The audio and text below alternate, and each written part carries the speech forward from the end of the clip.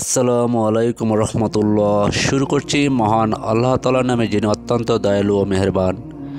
মানুষ মাত্রই চান তার রিজিকের বৃদ্ধি ঘটুক এবং আয় উপার্জনে বরকত আসুক। রিজিক নির্ধারিত মানেই কোনোভাবে রিজিকের প্রবৃত্তি আসবে না, বিষয়টি এমন নয়।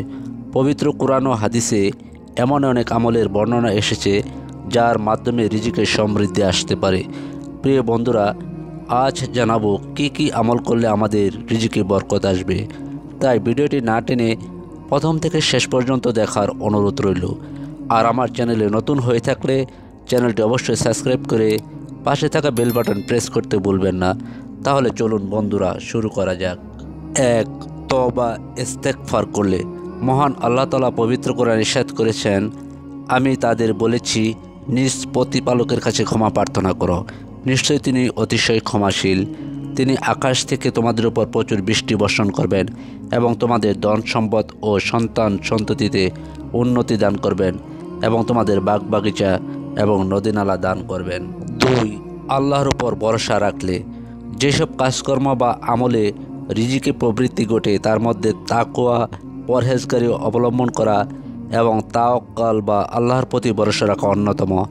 আল্লাহ তাআলা পবিত্র কোরআনে ইরশাদ করেছেন, আর যে আল্লাহর তাকওয়া অর্জন করবে, আল্লাহ তার জন্য উত্তরণের পথ বের করে দিবেন এবং তিনি এমন উৎস থেকে রিজিক দান করবেন যা সে কল্পনাও করতে পারে না। 3. হজ ওমরা পালন করলে।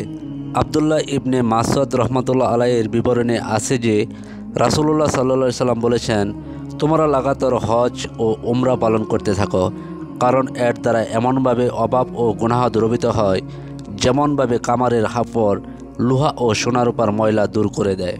আর হিজরত করলে। আল্লাহ তাআলার রাস্তায় হিজরত করা ও জিহাদে অংশগ্রহণ করার দ্বারা রিজিকে বরকত হয়। আল্লাহ তাআলা পবিত্র কোরআনে ইরশাদ করেছেন, আর যে ব্যক্তি আল্লাহর রাস্তায় হিজরত করবে, জমিনে বহু আশ্রয়স্থল ও সচ্ছলতা পাবে সে। 5. সময় মতো নামাজ আদায় করলে। সময় মতো দৈনিক 5 ওয়াক্ত নামাজ আদায় করলে রিজিক বাড়ে। পবিত্র কোরআনে আল্লাহ তাআলা ইরশাদ করেছেন, আর আপনি পরিবার পরিজনকে নামাজ আদায়ের নির্দেশ দিন এবং নিজেও তার উপর অটল থাকুন। আমি আপনার কাছে কোনো রিজিক চাই না, আমি আপনাকে রিজিক দেই, আর মুত্তাকিদের জন্যই শুভ পরিণাম। 6. আত্মীয়তার সম্পর্ক বজায় রাখলে। রিজিক বৃদ্ধির অন্যতম আরেকটি আমল হচ্ছে আত্মীয়তার সম্পর্ক বজায় রাখা। আত্মীয়দের সঙ্গে সদাচরণ করতে এবং তাদের হক যথাযথভাবে আদায় করার নির্দেশ দিয়েছেন মহান আল্লাহ তাআলা। প্রিয় বন্ধুরা, আমরা আল্লাহর কাছে বেশি বেশি সাহায্য চাইব এবং তার দেখানো পথে এবং ওপরের আমলগুলো যেন সঠিকভাবে পালন করতে পারি, সেই তৌফিক দান করুন। আমিন।